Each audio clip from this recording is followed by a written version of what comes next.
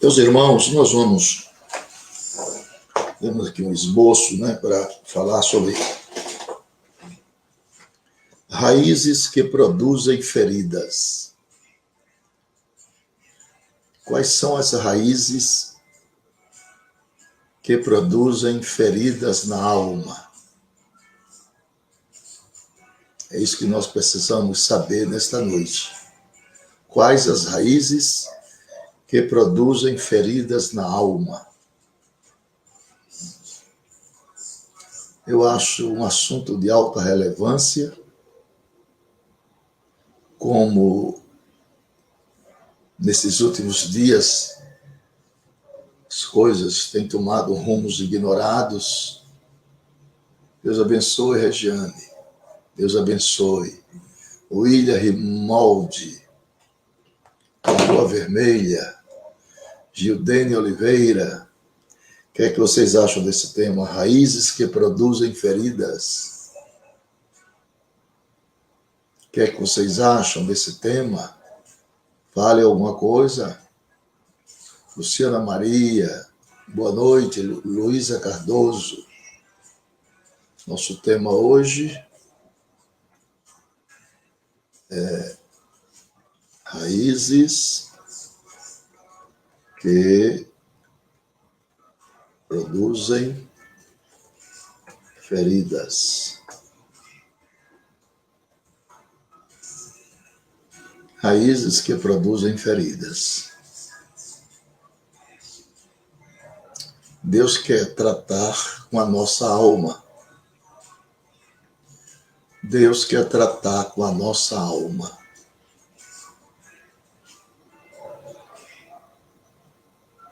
Amém, Jéssica.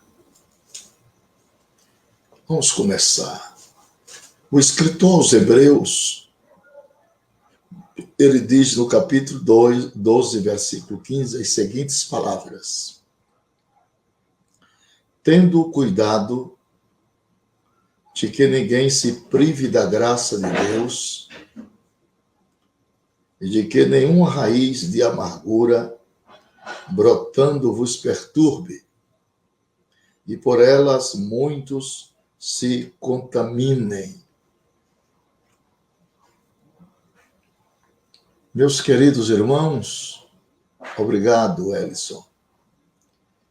Enquanto as raízes, elas não são abordadas, elas não são reveladas, elas permanecem alojadas dentro do coração das pessoas. As pessoas vão ao culto, caminham para a casa de Deus e voltam do culto da mesma maneira. O que é que está vendo? Eu quero compartilhar com vocês algumas experiências nas nossas ministrações sobre a cura da alma em nossas igrejas. No final da mensagem e depois também na oração, Jesus batizou com o Espírito Santo várias pessoas por onde temos passado. Que quando se detecta o problema e cura a alma das pessoas, e as pessoas se libertam dessa raiz danosa, então as pessoas voltam a ter um contato livre com o Espírito Santo. E digo-vos que essas pessoas que receberam esta bênção não eram apenas novos convertidos, mas crentes de muitos anos de igreja, os quais não recebiam a promessa. E que é para todos, promessa do batismo é para todos. Por que é que eles não recebiam a promessa em tempo hábil? porque eles carregavam esse fardo pesado, chamado de mágoas, chamado de ódio, chamado de rancor e traumas emocionais que o impediam de receberem as bênçãos espirituais. Impediam. E algumas dessas pessoas nos confidenciavam que por muitos anos elas guardavam algo nos seus corações que ninguém sabia, nem mesmo os mais íntimos. Mas o Senhor sabia, claro, porque Deus prescruta os segredos do coração de todos os seus filhos. Não há nada encoberto aos olhos dele. E na manifestação da palavra de Deus, Deus foi revelado de uma forma profunda, na mais íntima minúcias do coração, de algo que foi desencadeado através da palavra de Deus, que lhe feriram, gerando sequelas que fizeram romper com relacionamentos importantes.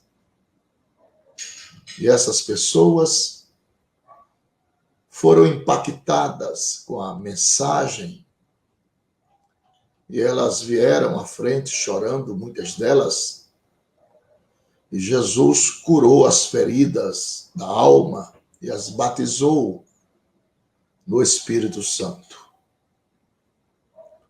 Então, meus irmãos, eu quero lhes dizer que através desta palavra, Deus está revelando o que porventura estiver no seu coração enraizado e não se susterá mais, porque durante o processo você pode chorar, deixa as lágrimas correrem no rosto, pois através destas lágrimas vão sair todas as opressões, vão sair toda a amargura e também todo o processo angustiante, todo o processo dolorido que está alojado dentro da alma.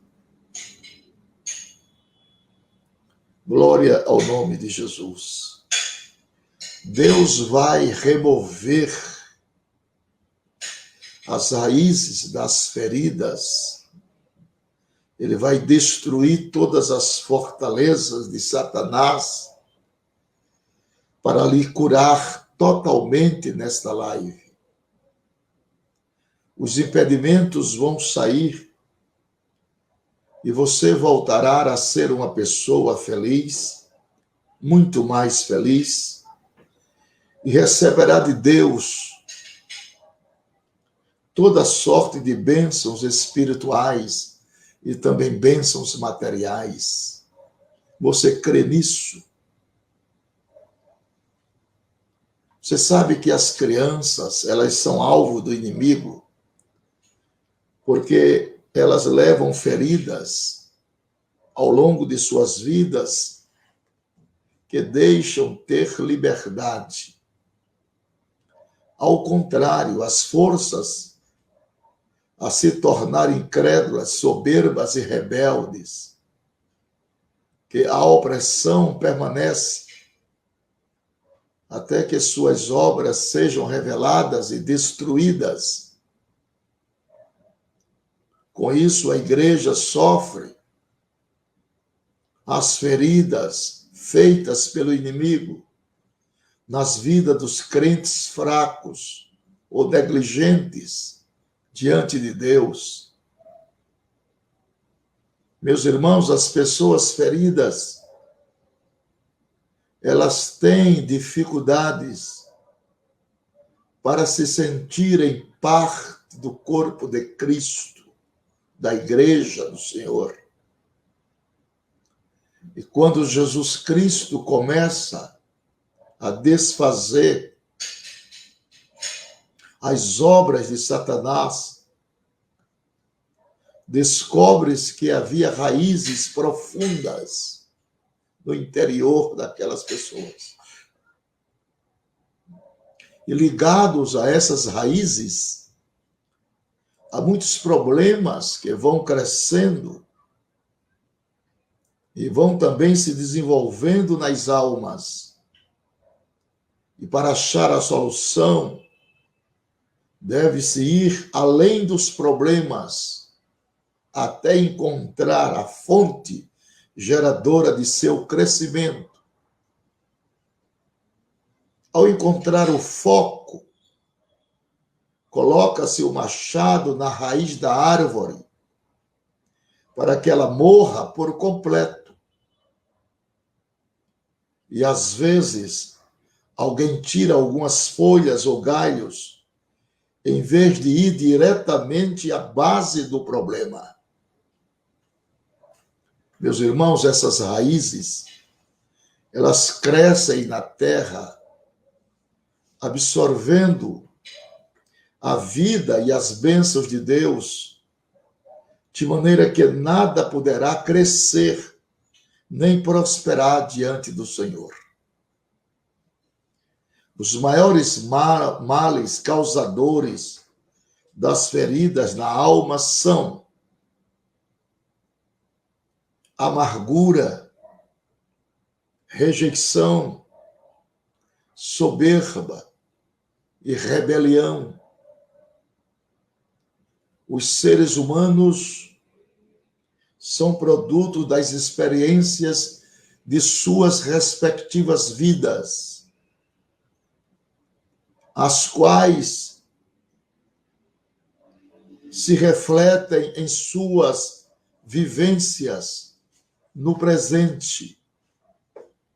No presente. Os psicanalistas e psicólogos afirmam que todas as experiências vividas por uma pessoa, ela molda a sua personalidade e faz agir da maneira como age. E todos os relacionamentos com as outras pessoas são regidos por experiências passadas. Então, meus irmãos, as coisas que acontecem nos primeiros anos de vida de alguém, a psicologia diz que são nos primeiros 7, passarão a construir uma base que determina o modo como a pessoa irá agir ou reagir diante de todas as situações adversas. Porém,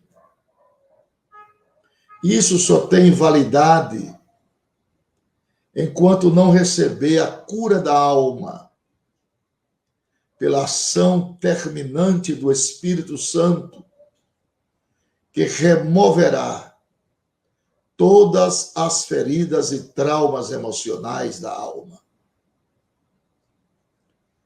O santo trabalho do Espírito Santo, ele é profundo, pois ele é onisciente, tudo sabe, tudo vê, onipotente, tudo pode fazer, e onipresente, está em todos os lugares ao mesmo tempo. Então, o bom homem do bom tesouro do coração faz sair coisas boas. Porém, o homem maligno, do tesouro maligno, faz sair coisas malignas. Mateus 12, 35. Foi Jesus Cristo quem disse esta grande e expressiva verdade. Os psicólogos e psicanalistas chegaram à conclusão de que as pessoas empregam 70% de sua energia mental e emocional, reprimindo lembranças penosas do passado.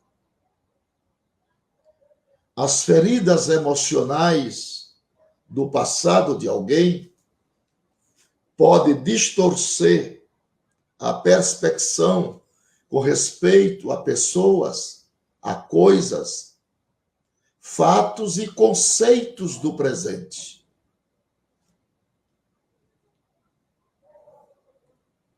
E na medida em que alguém reage com nervosismo, reage com agressividade e reage com violência diante de um simples problema, logo se conclui que tal pessoa está com a alma ferida, como se estivesse aberta e sangrando e abatido, perdendo o prazer de lutar pela própria vida. Nesse caso, meus irmãos, quando alguém toca nos traumas, dói, porque está ferido e preso no passado, ficando por isso impedido de reagir de modo normal em situações atuais. E é o estresse do transtorno pós-traumático. Mas, quando Deus age e restaura a alma ferida, aleluia, os traumas não incomodam mais. As pessoas podem falar no assunto de qualquer forma, porque ficaram apenas as lembranças do passado, que não mais perturbam. Sendo assim, Satanás sabe como incapacitar as pessoas através de feridas da alma. E para ter sucesso nesta área, tem como alvo crianças inocentes e indefesas. O medo e a rejeição por parte da mãe podem atacar o feto e a ferida se tornar real após o nascimento. Que coisa! Por isso que muitos filhos rejeitados, eles crescem incapazes de amar e de ser amados. Uma criança recusada, ela se fechará em si mesmo devido a problemas antes de nascer, pelas crises sofridas pela sua mãe no período da gravidez.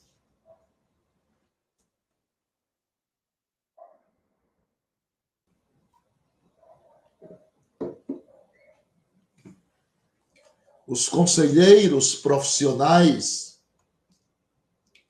afirmam que um feto pode sentir rejeição e também ansiedade. Cientificamente, é possível provar que ele receba também influências de caráter emocional. Como, por exemplo, a Bíblia afirma que João Batista saltou de júbilo no ventre de Isabel, quando ele ouvia a saudação de Maria, a mãe de Jesus Cristo, conforme Lucas 1:41. Veremos alguns casos de rejeição. A rejeição, ela gera muitas coisas ruins. Depressões, gera tristeza, gera complexo de inferioridade, gera autocondenação e também gera a chamada desesperança. São também alvos de Satanás os novos crentes, cheios do Espírito Santo, que ao mesmo tempo sentem-se rejeitados. As mentiras e divisões atingem diferentes grupos de pessoas, porque o objetivo do maligno com as feridas é provocar retirada e isolamento das pessoas. Ele fere por meio de falsos entendimentos, de acusações, de rejeições, de medo e de outros sentimentos negativos. Quantos eram amigos íntimos e depois se desentenderam e se feriram mutuamente, passaram a ser um estranho para o outro? Então o homem vive com base na crença. E quem se sente ferido, crê que não pode ter amizade com quem lhe feriu a alma. Esse é o grande problema.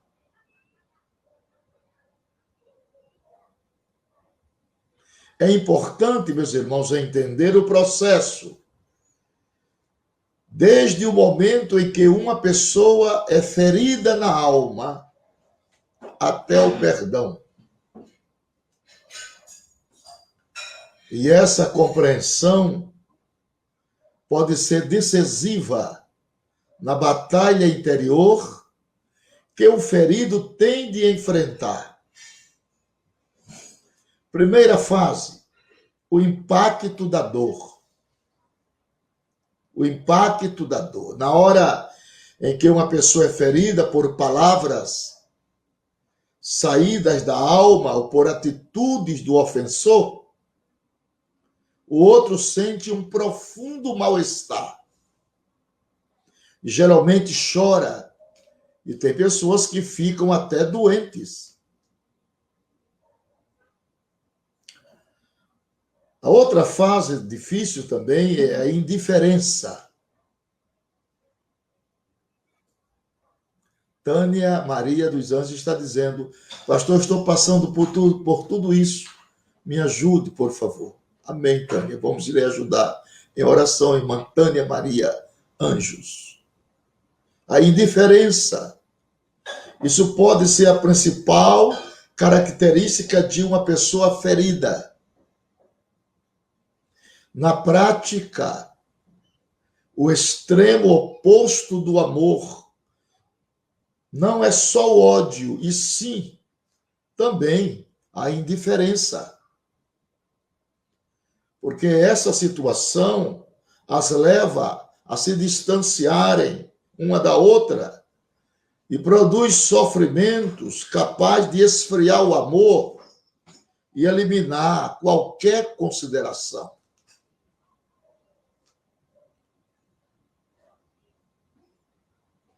E depois de lutar muito com a dor da alma, a tendência do ferido é se tornar indiferente.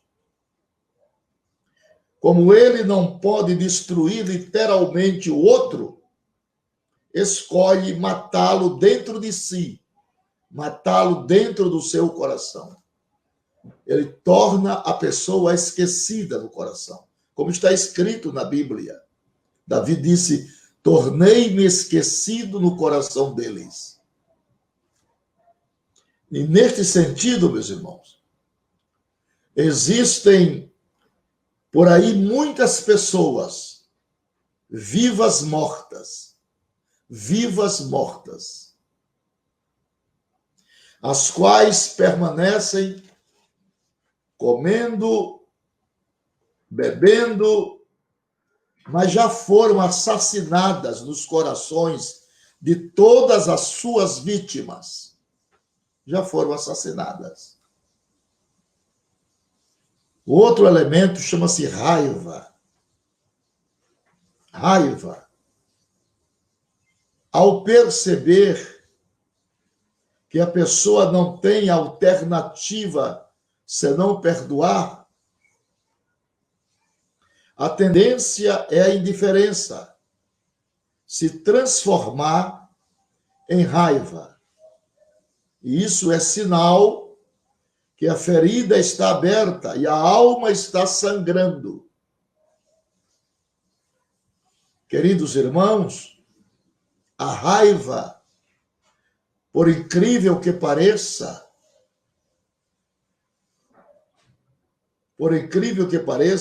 é menos grave que a indiferença. A pessoa que está reagindo e sentindo do coma emocional. Coma emocional. É um momento triste, debilitante. É um momento dos mais difíceis de suportar. Em quarto lugar, vem os conflitos interiores.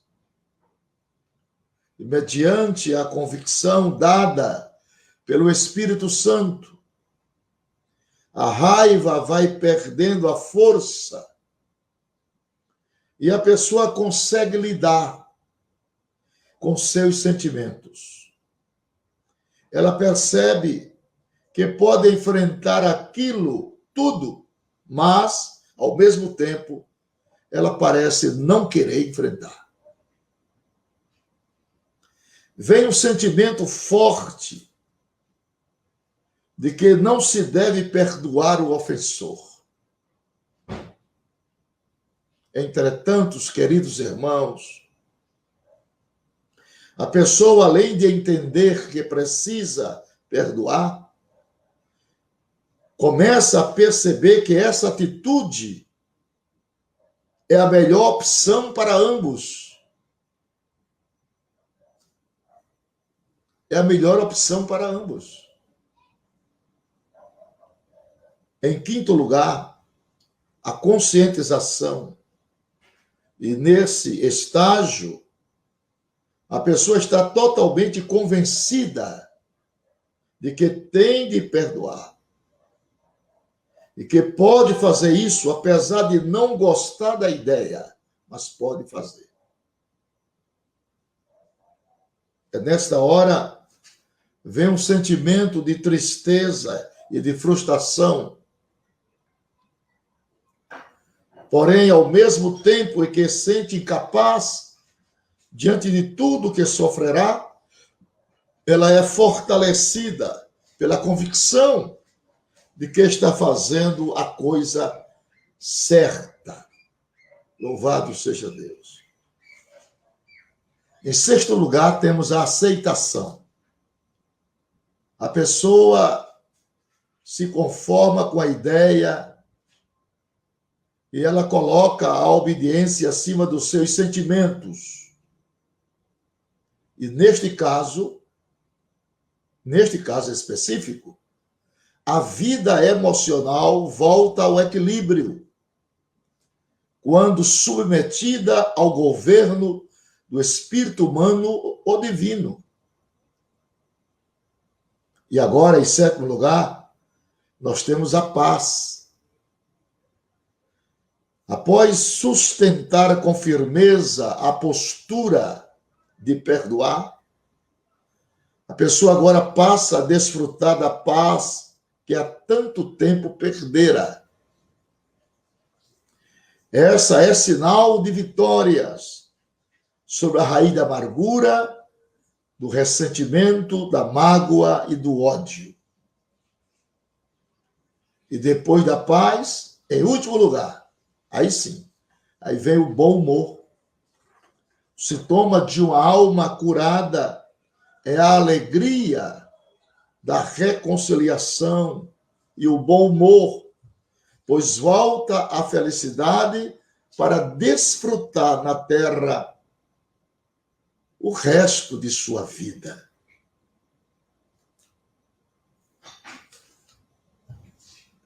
E agora nós vamos adentrar mais profundamente as raízes que produzem amargura na alma. Isso significa, de Efésios 4:31, um sentimento de grande aflição, de angústia, de desgosto, de crise de ressentimento e de dor moral. A amargura, ela é um veneno para a alma. As feridas foram causadas ao longo da vida de alguém pelas más relações entre pais e filhos, irmãos e irmãos, marido e mulher e outros. E da mesma maneira, Renato Vargas, que uma maçã que cai do pé, exteriormente não se percebe o dano, mas com o passar dos dias aparece o respectivo dano. Assim também é uma pessoa quando tem a sua alma ferida. A amargura, ela causa danos em todo o interior da pessoa. E no primeiro momento, meus irmãos, não se observa que a pessoa fora ferida.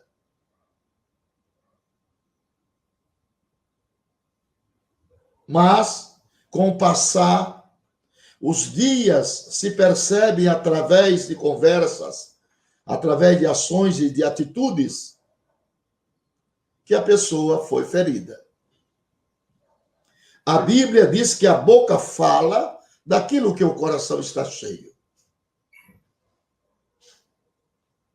Então, eu quero dizer para vocês que a amargura é uma raiz que provoca enfermidades.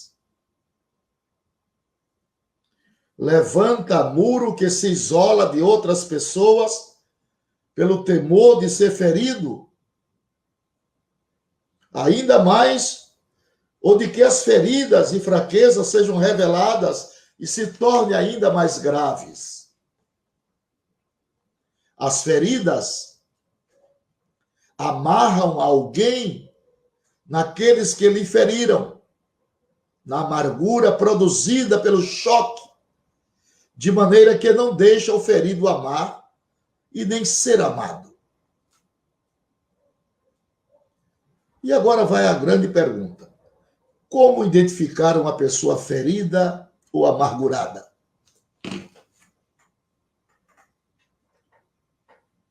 E a inveja dá o chapéu.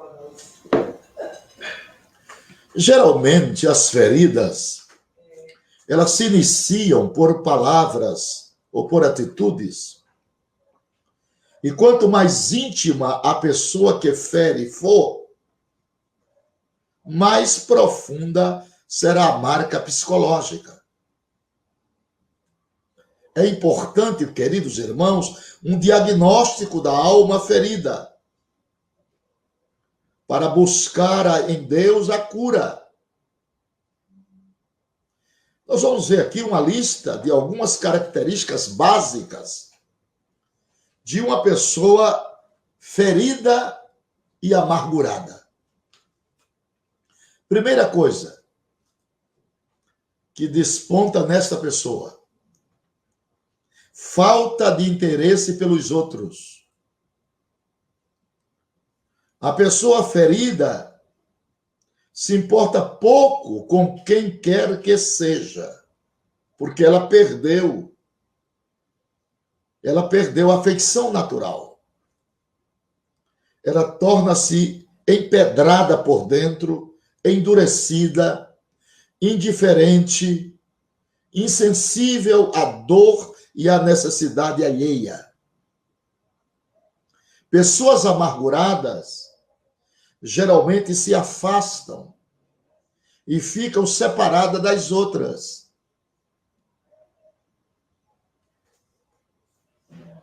Em segundo lugar, uma pessoa ferida e amargurada, ela não é transparente.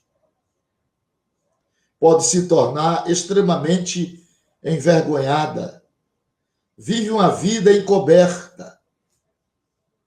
E a tendência é sempre retrair e esconder a ferida.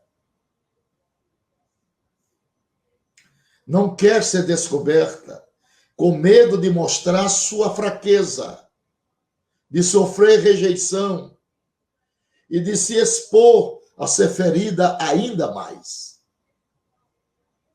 Em terceiro lugar,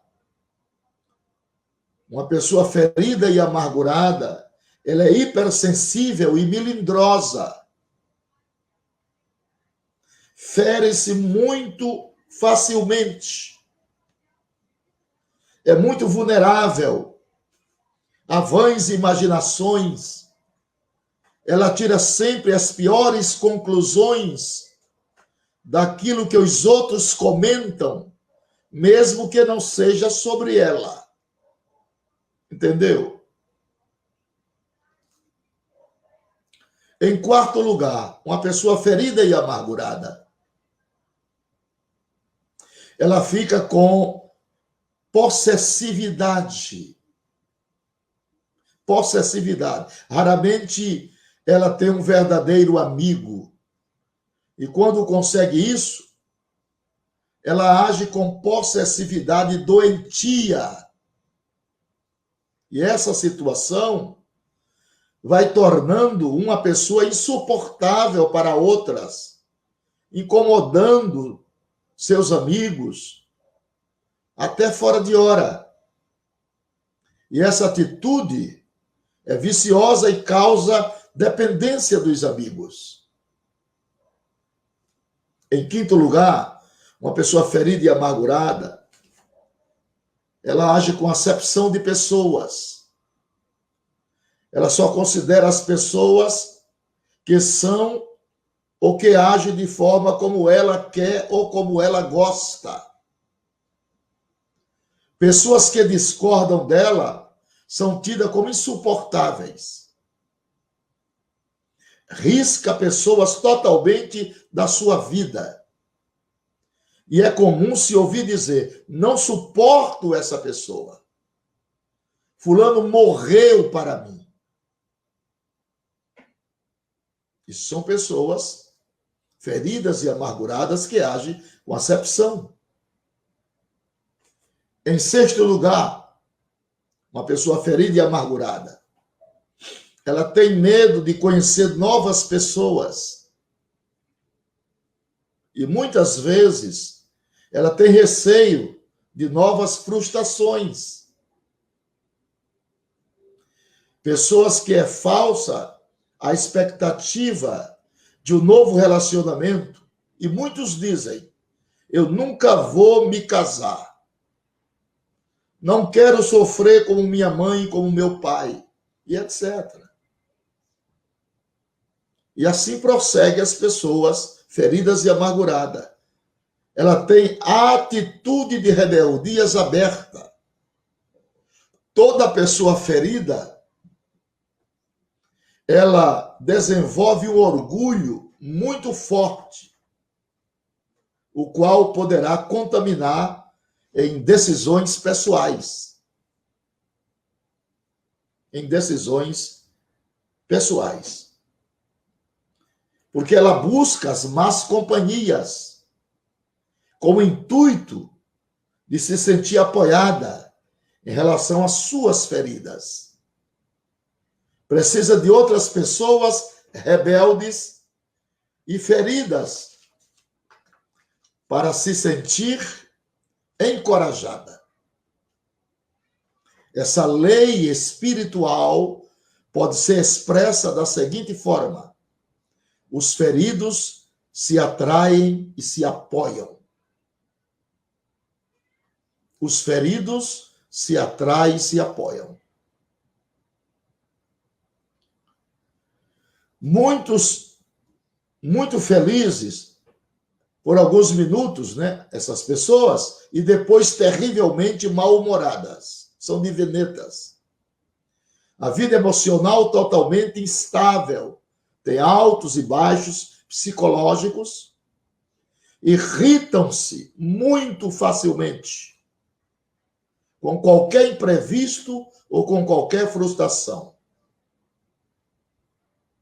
Dessa forma, pode tratar muito bem uma pessoa, como também extremamente pode tratar muito mal. Mas isso depende da situação emocional do momento que ela está vivendo. Essas pessoas têm atitudes de revolta. Toda pessoa amargurada, ela tem sérios problemas com as suas expressões. Das suas feridas saem palavras irresponsáveis de condenação e difamação, sempre pelas costas, sempre por trás. São traiçoeiros. Esse enfermo tem o hábito de falar mal de pessoas ausentes. Suas opiniões são sempre negativas e sempre amargas. E dessa forma e dessa maneira, acaba contaminando muitos outros com o calor da sua amargura. Mas, se quiser, ela pode também se libertar desse triste aguilhão da amargura. Todas as pessoas que tiveram amargura na alma devem buscar, por meio do Espírito Santo, a cura, a libertação, pois a palavra de Deus diz: deixemos todo o embaraço que tão de perto nos rodeia. Hebreus 12, verso 1. Então, o aconselhamento é esse. Trate-se, pois, de tomar uma decisão pessoal. Porque, em princípio, não existe nada de comprometedor em uma pessoa ser ferida, pois isto pode acontecer com qualquer um de nós. Aliás, ocorreu com o próprio Jesus Cristo. Veio para o que era seu, mas os seus não os receberam. João 1:11. Jesus Cristo foi duramente, melhor dizendo, ferido e rejeitado por aqueles que intencionalmente o amavam. E a grande questão é como se reage, como a pessoa se comporta depois de ser ofendida. É o que faz toda a diferença na vida desta pessoa e em tudo ou em todo o seu redor. Os feridos e amargurados de alma, eles vivem cheios de ataduras, produzidas pelas feridas, como empecilhos do crescimento e também do ministério cristão. Sendo assim, quando acontece uma ofensa, o mesmo deve procurar a cura em Deus, através da sua preciosa e poderosa palavra. Jesus Cristo veio para libertar os feridos, os cativos interiormente, por meio de princípios espirituais capazes de desfazer o cativeiro. Jesus, o cabeça do corpo, deseja lhe dar saúde, pois só ele pode sará-lo com o seu poder, com a sua graça e com a sua unção. O corte de relações interpessoais com ódio provoca a chamada cegueira espiritual. Seu irmão está em trevas e anda em trevas e não sabe para onde deve ir, porque as trevas lhe cegaram os olhos. A cegueira espiritual não permite o cristão agir com sabedoria.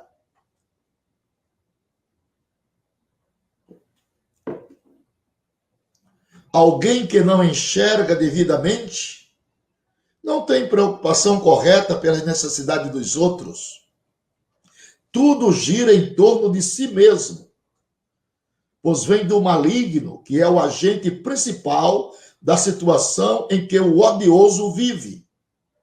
Segundo os Coríntios 4:4.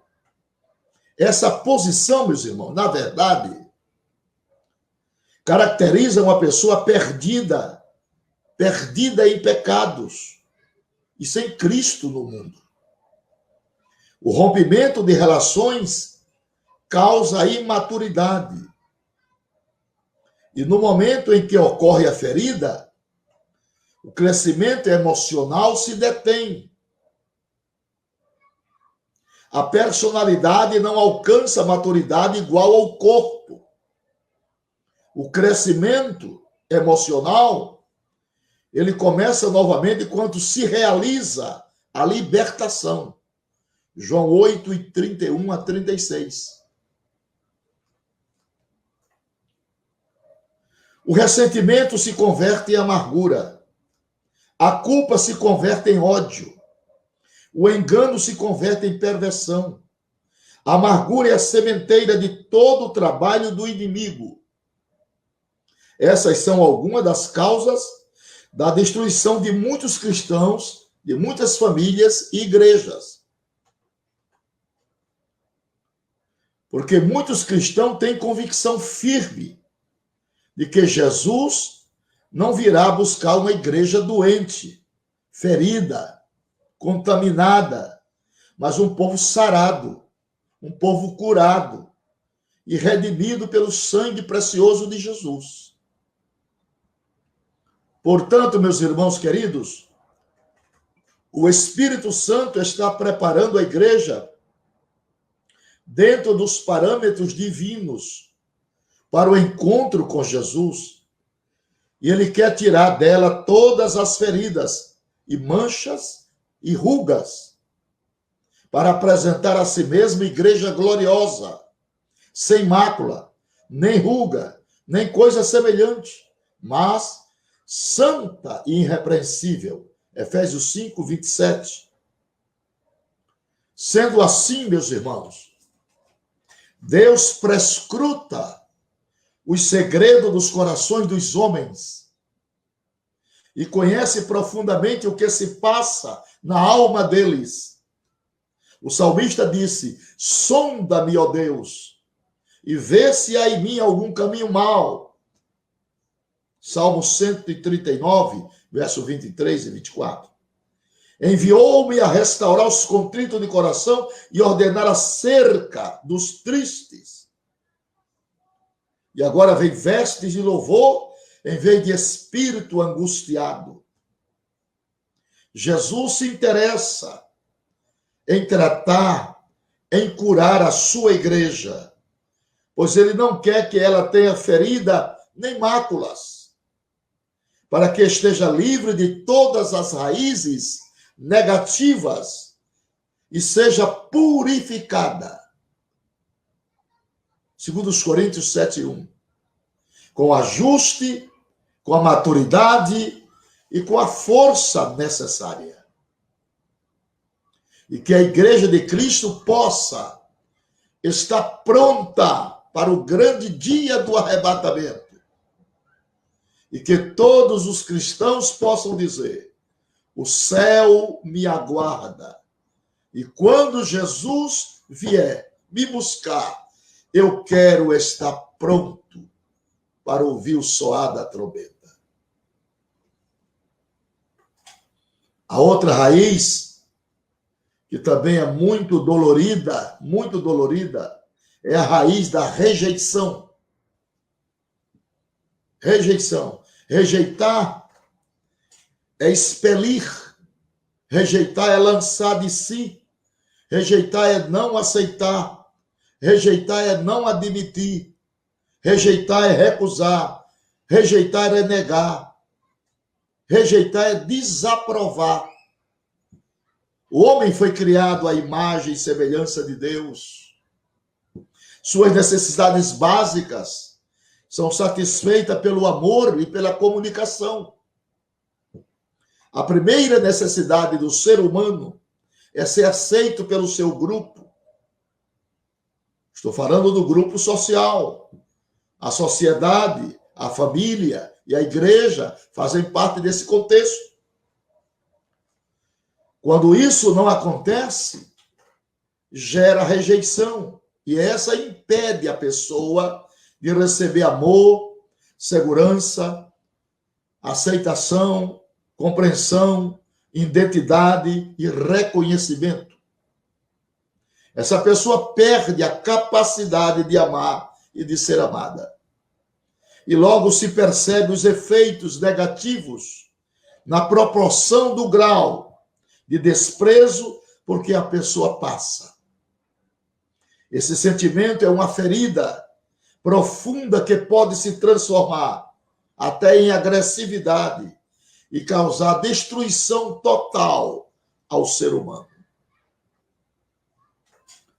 Essa emoção tem um efeito psíquico-emocional paralisante, produzindo indiferença e desistência de sonhos.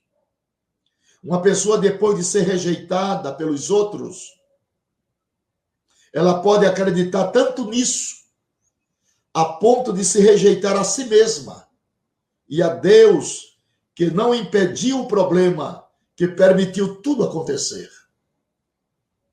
A frustração da pessoa se volta contra ela mesma. Assim sendo, meus irmãos, começa a se afastar e a desistir das pessoas à sua volta, e depois desiste de si mesma e do Salvador amoroso e justo. Sem algum tipo de reação ou intervenção, a desistência generalizada se transforma em indiferença, se transforma em uma terrível tendência ao isolamento. A pessoa entra em coma emocional. Fica como se estivesse anestesiada pelo desprezo. E esse vai gerando o mesmo sentimento. E em uma consequência, a vítima começa a rejeitar pessoas, uma após outra, ela vai rejeitando. Quanto mais alguém se isola do grupo, mais melindrosa vai se tornando em relação a qualquer tipo de convívio. Mas relações entre pais e filhos, antes e depois do nascimento, principalmente até 7 anos, crianças adotadas, pais que não tenham capacidade para comunicar amor aos filhos, pais que tenham sofrido rejeição, pais e dependentes químicos, dá presente aos filhos em vez de amor, críticas e cobranças de perfeição dos filhos, metas que os pais apresentam para os filhos em compensação, falta de amor dos pais. Uma criança que não tenha recebido o amor de seus pais, ela terá dificuldade para ter uma relação estável com Deus Pai. A imagem que a criança percebe em seus pais será o modelo no qual formará sua relação com o Pai Celestial. Por transferência injusta e falsa, porque Deus não tem culpa de nada disso. Relações com os companheirismo, comentários cruéis, grupos que se excluam, falta de triunfos. Na sociedade, a rejeição acontece quando se deixa de aceitar certos valores sociais impostos a todos nós. Quais são os frutos da rejeição? Por causa do pecado, o homem é vítima da rejeição. A culpabilidade pelo pecado produz dentro de uma pessoa a autorrejeição. Adão e Eva, no jardim do Éden, se vestiram com folha de figueira. Quando há sentimento de culpa, É mais fácil para o homem considerar-se rejeitado do que amado. A rejeição é a maneira de viver gerada pelo pecado e ela produz um relacionamento inconstante e frágil com Deus por causa da culpa, do medo e da insegurança. Um casal que esteja começando a vida familiar terá sempre crianças em casa. Uma mulher ou um homem que não receberá o devido amor de seus pais, quando criança, procura essa afeição no casamento. E para ter maturidade emocional, necessita-se quase obrigatoriamente de amor, de aceitação e de aprovação. Nenhuma pessoa pode estar vazio. Nenhuma pessoa pode encher esse vazio, amigos e família. O vazio de amor é resultado a que chegará uma pessoa que tenha tido uma vida de relações rápidas, nem as coisas, nem as metas podem encher este vazio. As posses materiais indicam êxito. A profissão produz aceitação. O intelectualismo produz reconhecimento.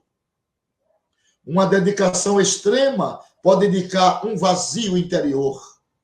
A pessoa centra-se em si mesma.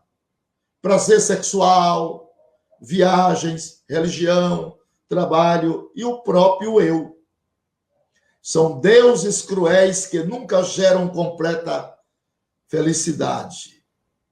A solidão e o medo são muros formados por nos proteger das feridas interiores e acontecem quase sempre em pessoas inseguras, vaidosas e cheias de autocompaixão. Externamente, meus irmãos, a pessoa é competitiva ou fechada em si mesma e às vezes dominada pelo medo da rejeição. E com a perda de valores de si mesma, as pessoas aceitam, concordam com a rejeição dos outros, e isso é uma indicação da falta de valor próprio. Compara-se com uma imagem própria negativa. Louvado seja o nome do Senhor. Os adolescentes procuram se identificar com os membros do seu grupo. Os adultos tentam se identificar com uma profissão ou com uma igreja. O homem, aliás, foi criado à imagem de Deus e somente nele encontra sua identidade. Deus pode dar uma nova visão de imagem própria a todas as pessoas e pode dar também a você que me vê e me ouve nesta noite. O Messias, de acordo com a profecia citada a seguir, seria rejeitado e de fato foi. O que ele perdeu com isso? Nada. Ao contrário, conquistou a salvação para toda a humanidade. Quem se perdeu ou se perderá, o fez ou fará, por decisão própria, e por isso terá de assumir as suas consequências. Percebeu que ser rejeitado não representa necessariamente derrota? Assim como aconteceu com Jesus, o cristão saudável pode ser também rejeitado, estando dentro da vontade de Deus, como Estevão. Porém, os que desejam sair da rejeição, observe os itens que eu vou falar agora. Perdoe aquelas pessoas que lhe rejeitaram. Entregue toda a rejeição a Jesus. Jesus suportou a rejeição da parte dos homens. Ele foi ferido e foi traído por um amigo, rejeitado, acusado, odiado, abandonado. O castigo que nos traz a paz estava sobre ele e pelas suas pisaduras fomos sarados. Jesus suportou a rejeição momentânea da parte de Deus. Porque isso é promessa de Deus. Aceita o fato de que você é aceito por Deus no amado, em Jesus. Encontre sua identidade em Cristo. Seja uma nova criatura nele. aceite a si mesmo o amor de Deus e acredite piamente na integridade da palavra do Senhor.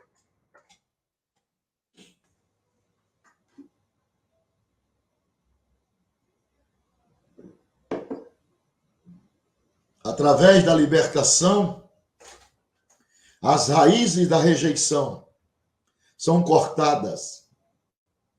O cativeiro, a opressão, a mentira e o engano são rompidos, pois os poderes demoníacos operam nessas áreas. Pela fé, tome posse da vitória em Jesus Cristo e para a glória de Deus. A outra raiz é a soberba. É uma manifestação arrogante, é um orgulho excessivo e ilegítimo, é uma presunção, é uma altivez de espírito. A soberba é uma atitude do coração capaz de determinar a direção da vida das pessoas. Ela se acha no coração cheio de maldade e engano. Elevou-se o teu coração por causa da tua formosura, corrompestes a tua sabedoria por causa do teu resplendor. Profecia de Ezequiel 28:17, sobre Satanás. O crescimento da árvore é determinada pela raiz que a sustenta. A soberba tem sua força no poder espiritual, o que se tornou Deus deste mundo e caíra devido a esse pecado. O mundo opera sobre estes princípios. Ela é a raiz de todos os males. Ela se fundamenta no espírito deste mundo. A humildade é a essência do cristianismo. A soberba tem que ser removida e substituída pela humildade. O perfeccionismo exagerado é fruto da soberba. A pessoa estabelece normas ou objetivos superiores ao requerimento normal da sociedade, da igreja ou do próprio Cristo. Ao alcançar essas metas, as pessoas se colocam numa posição superior aos outros e, em consequência, se converte em uma pessoa crítica, daquelas que não aceitam normas, metas externas, e logo vive sob as leis da subjetividade. As características do perfeccionismo exaltados são as seguintes: falta de amor, indiferença com as necessidades dos outros, julgar os outros com insensibilidade e críticas usando palavras cruéis. Seus resultados são atitudes hostis aos outros e a si mesmo, e tem um caráter severo, uma relação pobre com Deus e transmite rejeição aos filhos. O perfeccionista vê Deus como perfeccionista, atitude que encobre a bondade e a tolerância e o amor e o perdão e a misericórdia e a graça do Senhor.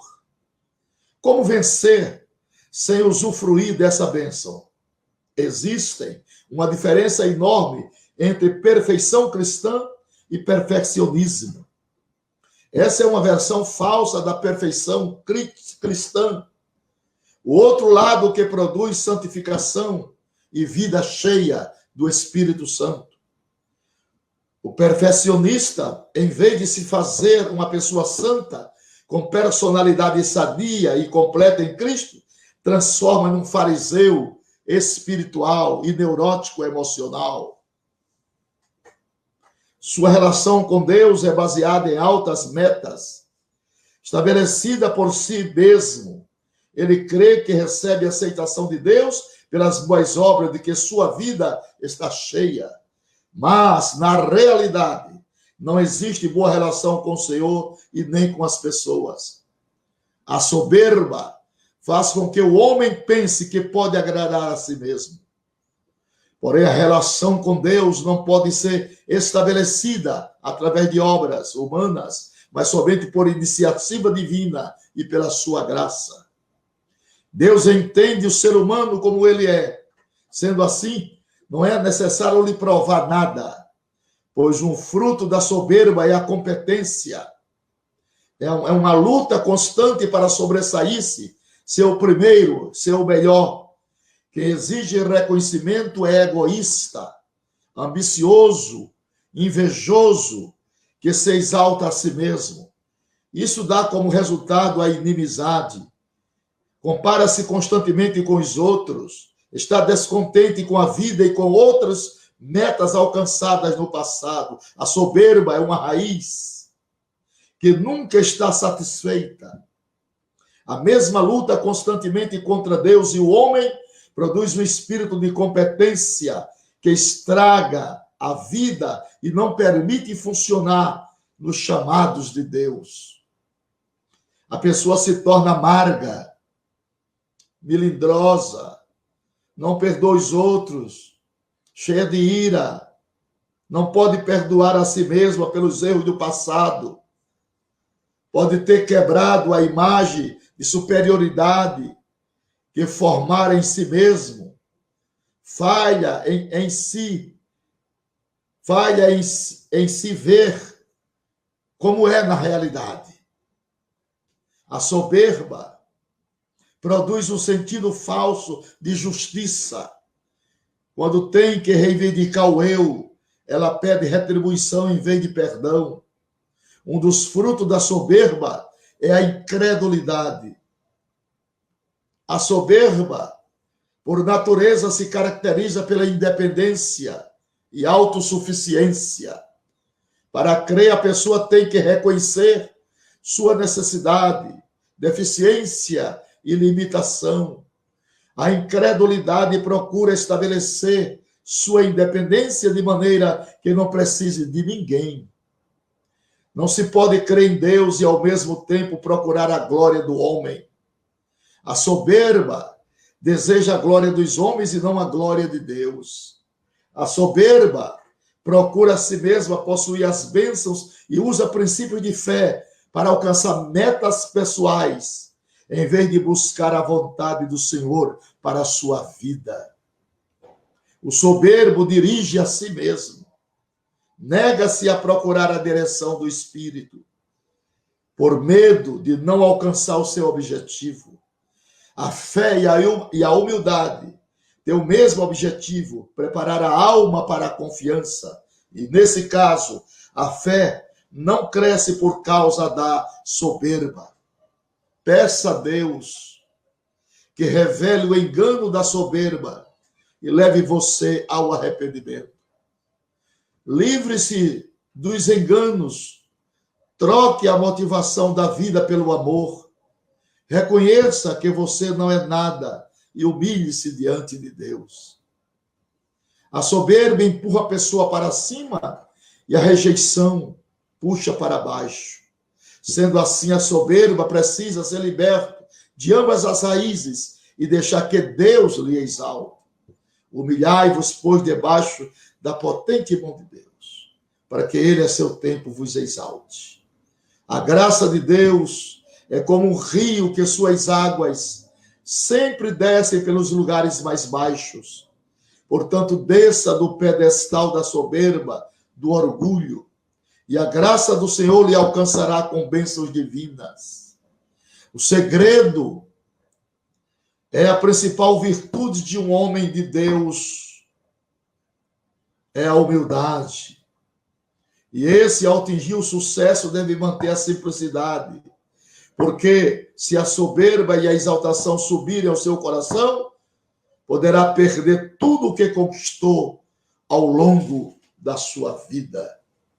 Que Deus nos ajude, que Deus nos dê a cada dia antídoto para que a soberba, a arrogância, a prepotência não domine os nossos corações, mas que os nossos corações sejam cheios do Espírito Santo e que Ele nos dê cada dia capacidade para perdoar aqueles que nos têm ofendido. É a oração do Pai Nosso. Nem todos podem fazer esta oração. E quando chega naquela parte que diz: perdoa as nossas dívidas assim como nós perdoamos, as pessoas têm dificuldade de liberar o perdão. Libere o perdão. Se desvencilhe dessas amarras. Essas são amarras espirituais que retardam o processo de crescimento de Deus em nossas vidas. Que Deus te ajude, em nome de Jesus. Amém.